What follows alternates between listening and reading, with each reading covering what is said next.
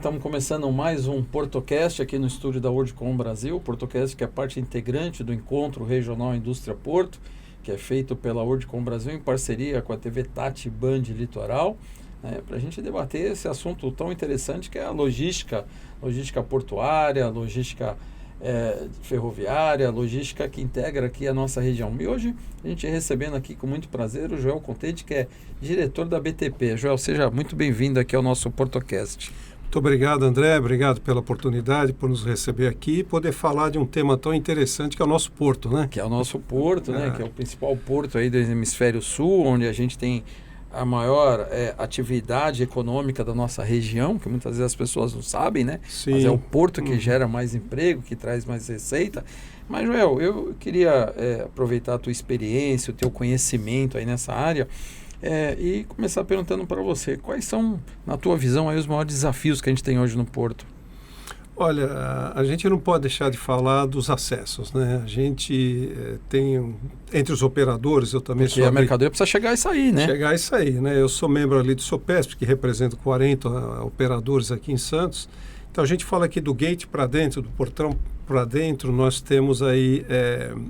competimos mundialmente, né? Estado da arte. É um padrão de serviço que é a nível mundial, né? Todo mundo está dentro do padrão. A gente consegue, tem tecnologia, equipamentos, metodologia, etc. Mas quando vai para fora, para os acessos, para as avenidas, você começa a ver que ali tem um problema que, se não for solucionado, eu diria, num curtíssimo prazo, nós vamos começar a ter problema. Curto prazo, né? Curtíssimo prazo, né?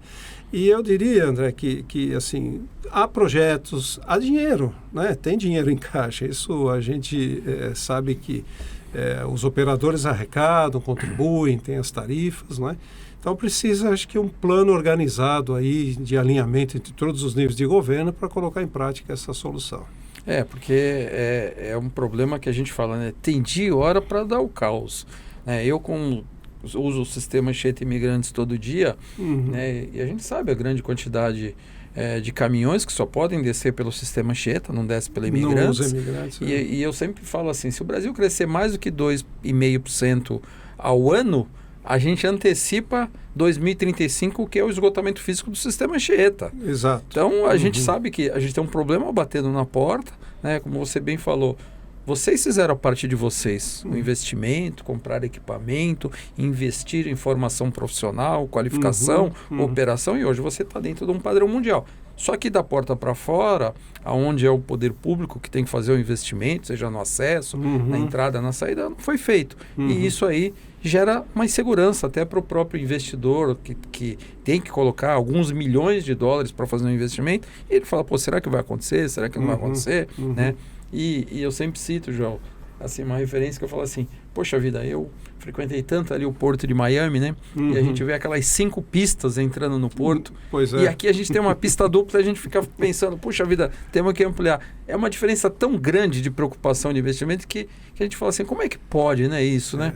Eu acho que falta uma visão de longo prazo. Né? Se você citou Miami, mas eu tive agora a oportunidade de visitar o porto de Antuérpia, agora no fim de abril, e também o porto de Lisboa e Valência. Então, esses 3 portos, você senta ali e conversa, tem um planejamento para 2050. Olha, aquela área ali vai ser um novo terminal disso, aquela outra área ali, e com isso vem todo o acesso. Por exemplo, Valência é um grande exemplo de uma boa convivência porto-cidade, né? Você tem ali uma área que foi cedida pela cidade e vice-versa, e o porto fez ali todo um equipamento para a cidade.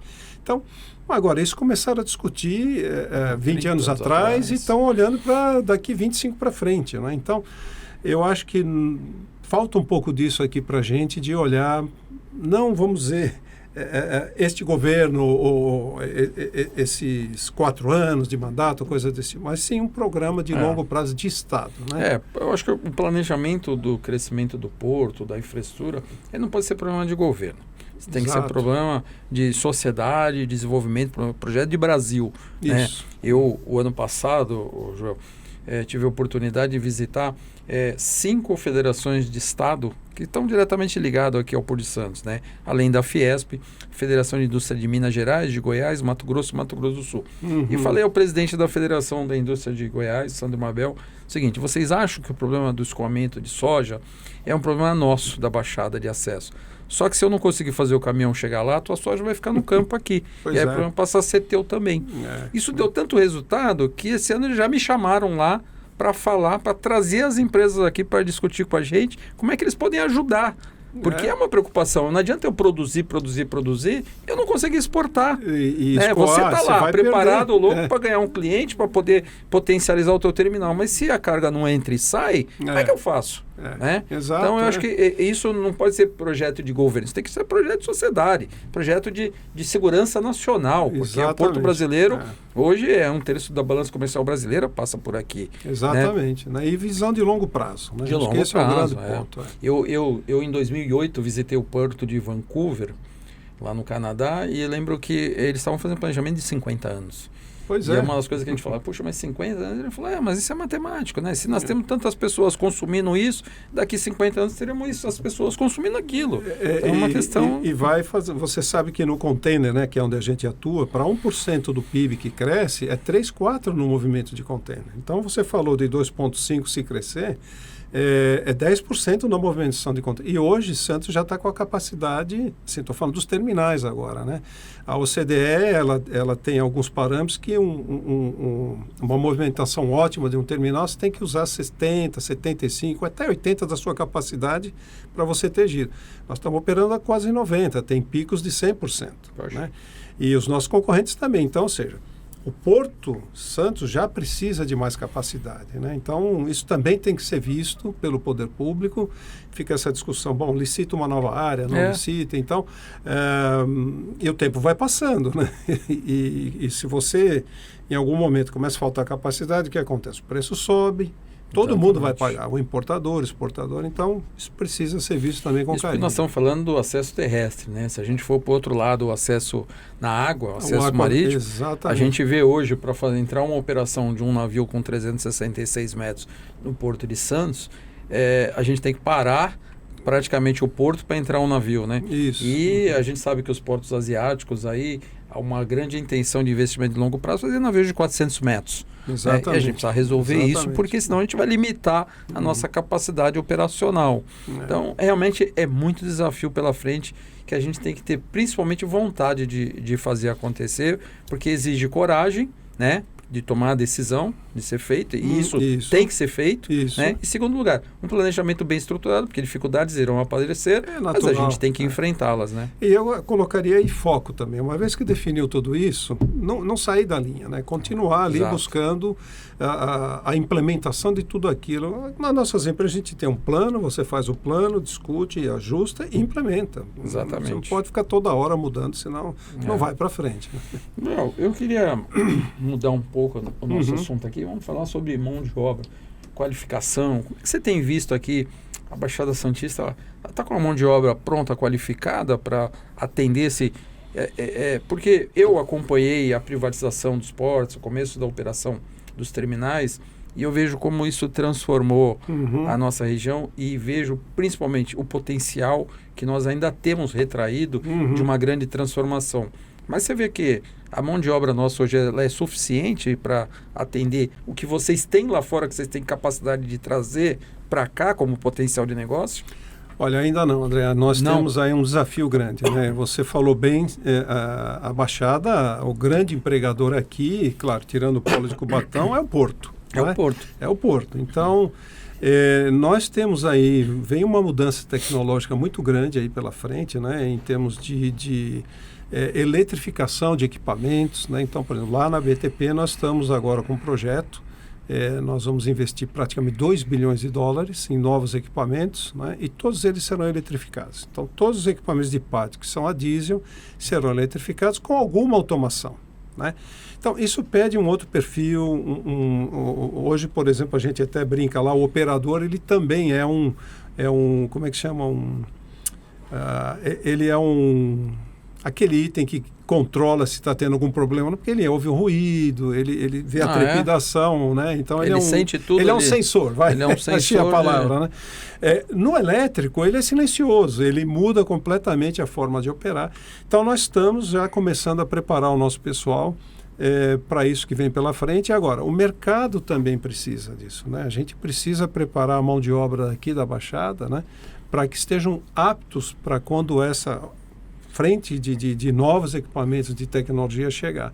E isso eu não tenho visto, assim, tem grandes escolas aqui, mas a gente ainda precisa investir mais nisso, né? Então eu vejo aí também oportunidade para quem está aqui, né? É oportunidade, porque assim, nós temos a Baixada Santista nos 9 municípios, entre Bertioga e Peruíbe, 31 instituições de ensino superior que qualificam a mão de obra. Grande parte delas concursos generalistas, e o mundo vem requerendo nos últimos tempos especialistas. Exato. E eu acho que a gente tem que ter essa interface com o principal, a mola propulsora de desenvolvimento de emprego e de geração de receita, que é o porto, para entender, principalmente dos terminais, né, daqueles que movimentam carga, daqueles que trazem a tecnologia do investimento, o que a gente precisa formar. Eu acho que está tendo assim, um lapso de diálogo para a gente entender e a gente saber a médio e longo prazo qual é uma tendência de caminhar para que a mão de obra seja preparada. Porque hoje, Joel, eu te falo seguramente, dificilmente você vê uma família na Baixada que não perdeu um familiar, foi embora, foi estudar em outro lugar, por falta de perspectiva de futuro, né? Por não enxergar na Baixada Santista um potencial de geração de emprego bem remunerado e acaba indo embora. Quando na verdade a gente tem. O que eu acho que está faltando é essa interface aqui para a gente saber o que a gente tem que formar pela frente. É um excelente ponto, André, porque eu tenho amigos aqui também, né? Então, comentar, meu filho foi para São Paulo. Nós temos que mostrar, através de um trabalho nosso também, dos operadores, né? De demonstrar que tem muita oportunidade boa dentro do porto e segurar esse pessoal aqui. Mas para isso os cursos têm que estar voltados à necessidade, como você falou. Tem muito curso generalista, mas precisamos começar a trabalhar em nichos, né? De programas voltados a toda aquela necessidade do porto. Com isso o pessoal fica por aqui também, não precisa ficar subindo e descendo a serra todo dia para pegar uma outra oportunidade dela. Tem muita oportunidade aqui. Eu vejo, e a gente falou aqui sobre a questão dos acessos, porque o terminal ele precisa ter o seu potencial de movimentação, de operação ali para sustentar o seu investimento, sustentar a aplicação do dinheiro que foi feita. E a preocupação de relação a não ter dentro do prazo suficiente o atendimento de novo acesso seria a geração aqui de alguns terminais que sejam terminais reguladores de contêiner, terminais retroportuários que a gente precisa ter, porque a Baixada tem áreas disponíveis e permissíveis para isso. Que a gente precisa resolver isso a curto prazo de uma forma de atender o terminal, né? Dentro desses terminais tem a possibilidade, inclusive, a gente tem indústria de transformação. Mas uma das grandes preocupações que eu tenho é a qualificação e a formação da mão de obra, porque o investimento só vem se ele souber que ele vai ter mão de obra, porque não adianta eu pensar em construir algo que não tenho mão de obra para trabalhar, qualificada, ao nível que eu preciso. Que hoje o padrão é mundial. Né? Tanto faz você fabricar em qualquer lugar do mundo, você tem que obedecer uma especificação técnica que já vem o memorial para você dizendo o seguinte, me entrega isso com tal material. Né? Exato. Então, uma preocupação muito grande que eu vejo, que às vezes eu vejo uma falta, talvez, de interesse, né? de discutir por desconhecimento, ou por achar que não há necessidade. E isso acaba, às vezes, até inibindo o investidor que quer fazer o investimento. Ninguém está preocupado com isso e eu estou vendo que vai dar problema, então eu vou deslocar o investimento para uma outra região. Mas, Joel, a gente viu aí, e eu que visito muito terminal, tenho a felicidade sempre de ser convidado por vocês para visitar, gravar lá nos terminais, uma presença maior das mulheres, né? As mulheres em cargos de confiança, ocupando cargos de liderança. Agora, nesse momento ainda, a gente discutindo de uma mulher com 60 anos assumir a principal empresa brasileira, que é a Petrobras, né? E eu incentivei um comentário que eu fiz na Rádio Jovem Pan. Eu acho que hoje há 20 anos atrás, 60 anos, você falava, puxa, a pessoa é velha. Hoje, 60 anos, a pessoa está muito madura, muito bem de saúde, muito bem preparada, e inclusive adquirindo algo que eu digo que é uma maturidade suficiente para refletir antes de uma decisão. Exatamente. Né? E como é que tem sido dentro de toda essa estrutura portuária, assim, essa participação da mulher? A gente tem espaço para a mulher ainda crescer bastante. Tem né? muito espaço. Eu vou dar um exemplo do nosso terminal lá, uma ação que a gente está em curso, inclusive hoje mesmo estamos lá com algumas mulheres. Nós criamos um programa que chama BTP com Elas, né? E o BTP com Elas é um programa de 80 horas de curso, aberto para a comunidade, né? Onde a gente fala ali de operação portuária, questões de planejamento portuário, enfim, comportamento, segurança psicológica, etc., de maneira que você possa inserir as mulheres no mercado de trabalho portuário. Então, é uma iniciativa nossa. O curso é dado todo por mulheres nossas, colaboradoras voluntárias, né? E um dado importante, quando nós começamos a operar 10 anos atrás, 10 anos e meio, em 2013, nós tínhamos só 23 mulheres lá no terminal e era menos de 3% do nosso quadro, né? Hoje nós já temos 170 e representa 12% nós. Então nós quadruplicamos em termos percentuais. Mais da metade do nível de liderança são mulheres, né? E o desafio ainda continua trazer para a operação, né? Você sabe que no porto a gente tem a questão do ógimo, a gente é obrigado a contratar do ógimo por questões legais, e nesse pool ali que é o ógimo hoje não tem mulheres, então é um desafio também, a gente está atuando, enfim, tem uma comissão de juristas trabalhando para revisar a lei, mas vai ter um campo enorme aí, então a gente começou, através desse programa de capacitação, a abrir essa porta também para as mulheres. Que é importante, né? Ter a mulher cada vez mais presente, até porque a grande quantidade de mulheres hoje que chefiam lar, né, é absurdo, sim, né? Sim, mulheres sim. que muitas vezes ficam sozinhas para sustentar seus filhos e vem aí na atividade logística portuária uma oportunidade de fazer sua carreira, né? Que eu acho sensacional. E você sabe que tem estudos e dados e nós pudemos ali presenciar isso, quer dizer, o cuidado com o equipamento, né? A gente tem ali caminhões, guindastes, etc. O cuidado porque o da mulher é natural dela cuidar, né? Faz parte, né? É um zelo maior, né? E isso acaba influenciando positivamente todo o nosso quadro, todo o pessoal que está ali, os pares, os colegas, os homens, falam, pô, peraí, eu preciso também ter mais cuidado aqui para não ficar sobressaindo negativamente. Né? A mulher tem essa, né, na sua índole, esse negócio do da natureza, do zelo, de cuidar, do né? cuidado, então, né? É bem interessante. E vira referência, né? Porque exatamente. O cara fala, poxa, a minha colega aqui ao lado tem esse zelo, padrão, eu vou ter que fazer igual. Eu tenho que estar à altura dela, né? Exatamente. Que é legal. E assim, Joel, eu cito sempre vocês como um grande exemplo de pioneirismo na área ambiental, né? Quando antes de vocês implantarem um terminal, aquela área que vocês ocupam lá era um grande problema dentro do porto, né? E foi uma referência, eu pude acompanhar relativamente de perto, né? Todo o trabalho que vocês fizeram para poder recuperar a área, para poder implantar o terminal. E eu vi que foi um sistema, na época, que não tinha no Brasil, foi pioneiro, foi trazido de fora.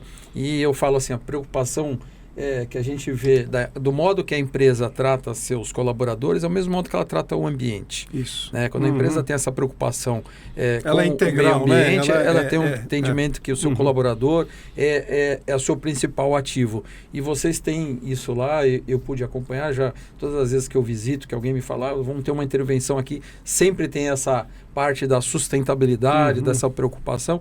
E isso é muito legal, para saber que uma empresa como essa está dentro da nossa região e aqui dentro do nosso ambiente de negócio, né? Então, eu queria saber, assim, o que vocês têm aí que tem de inovação que vocês podem contar para a gente aqui, né?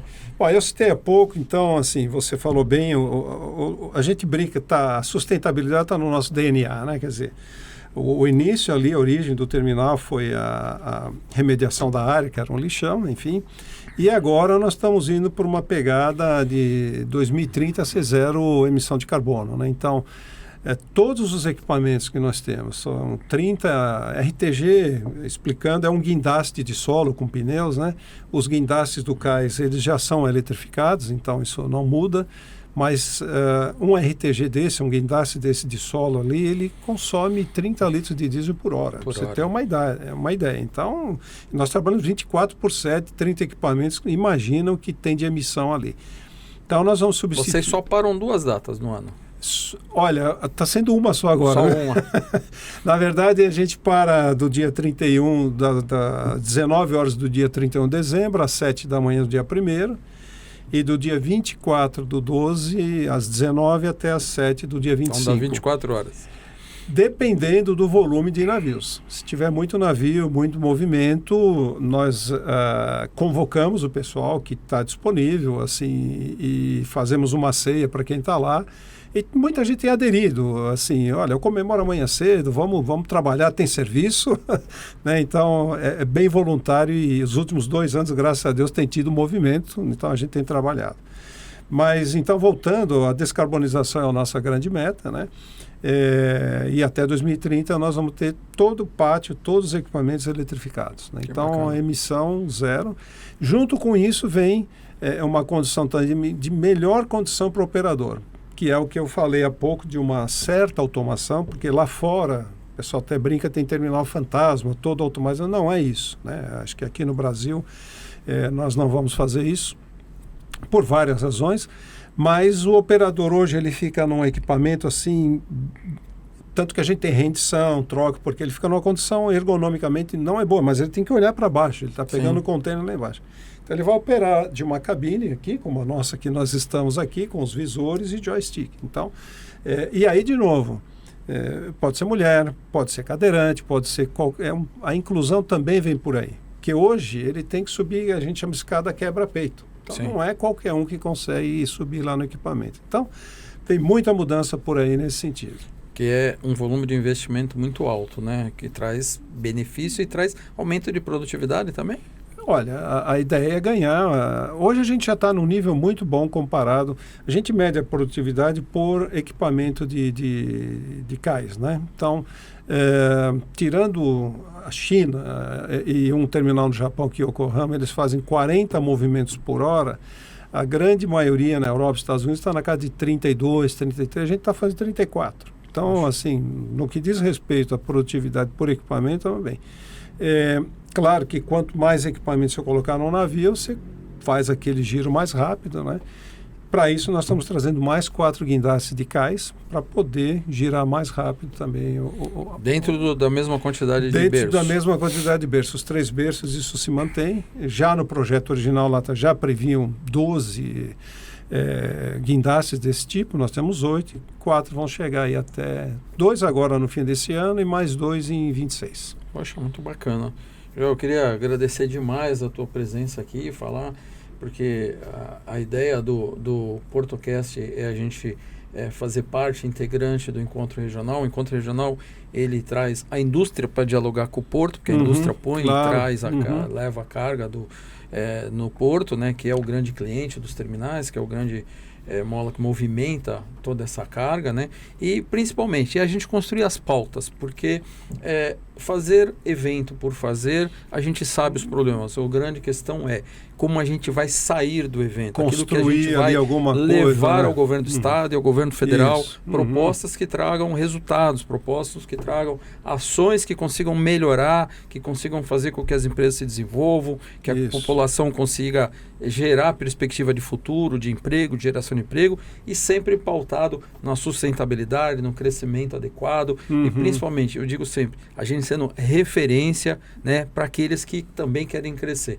Então é importante empresas como a de vocês, que tem sempre essa preocupação de mostrar que há condições de crescer com responsabilidade, mas dentro do Encontro Regional Industrial Porto, essas conversas que a gente tem, essas participações no podcast, é para a gente construir pautas para que quando a gente chega no evento, que esse ano será no dia 19 de agosto dentro do Parque Valongo, que vai ser uma inovação já, né, para a gente conseguir trazer não só para os ministros, mas também para autoridades do governo do estado, essa preocupação que a gente tem de tudo isso que a gente acabou de relatar aqui, que é o futuro. É o futuro. O futuro depende dessas ações que a gente tem que tomar hoje. Então, queria agradecer demais a tua participação, prazer. Colocar a nossa estrutura aqui do Portocast sempre à disposição e falar que foi um prazer muito grande ter essa conversa. Muito obrigado pela oportunidade. A BTP está sempre com as portas abertas.